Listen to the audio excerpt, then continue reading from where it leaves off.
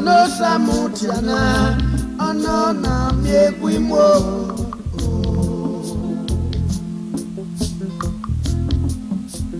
Eyabo wano keo, ono no samutiana, ono na miegwimo. Ehimwen, samutiame.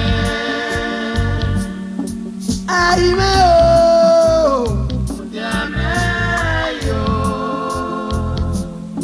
Ehimwen, mujame oko. Eyo masoma, nanaje wako. Amie no diagbon, no wetin kan, lókè ayo kiare. Amie no diagbon, no wetin kan doku. Amie no diagbon. Waiting again to so popiani we no ewe no ma ewe ora la moto ori suko kia ejuwo popiana la we loke tore oye abulu oyi keke nei we ne ebowa ora ebuku Tokyo, Tokyo, hey, Makwe. Carpeta no mafe, ate carpeta o. Carpeta rafine, furniture maker, na litiaye. Iwe ne ebowa, ora ebubu, Tokyo. Tokyo, Ludaye, Makwe. La wo me, no more than no man. La wo me, no do mudia me go. Etela no ma fe, etela o. Etela rafene, fashion designer. Ese ne pigi la ulowa epeta eriye ya kome una wo eyimefo nudo mudia me ogo Ehimwen do mudia me Ehimwen mudia me Ehimwen, mujame oko. Eyo masoma, nanaje wako. Makaliki no mafe, nache makaliki o.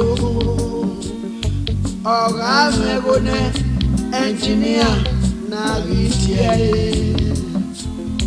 Etreda no mafe, enemego.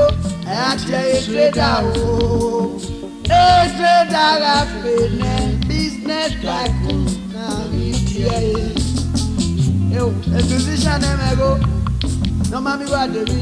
Awe kumpagolo. Iga rene superstar na ritiayo. Ehimwen, somujame. Ehimwen o, mujame yo. Ehimwen, mujame oko.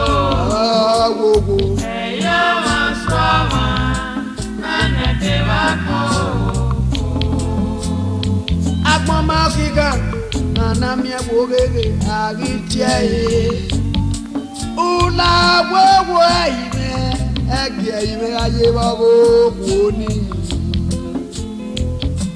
oni mekana upono doye ni asila o wagbon o ana ya fi owo ejo ha babo pe ana ma eri o tore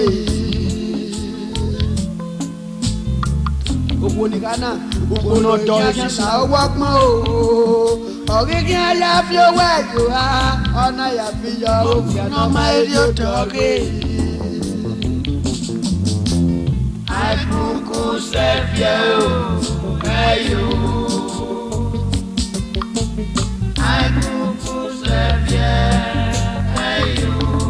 Iku Ehimwen yare o. Akuku sevio, ayo. Usagno gogono ya solipa ni moe. Akuku sevio, ayo. Usasa gogono ya solipa ni moe. Akuku sevio.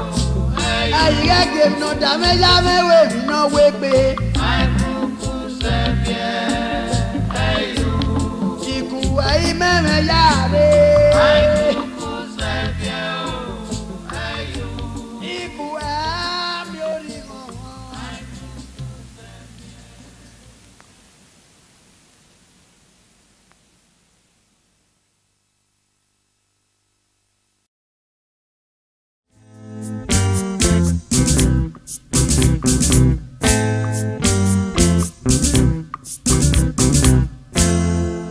Tagario agiye o palo da feliz mariye eni akepa Tagarie agiye o palo da feliz mariye eni akepa Iya yo eduke mariye omo da feliz mariye eni akepa Ome go so ma be peto yin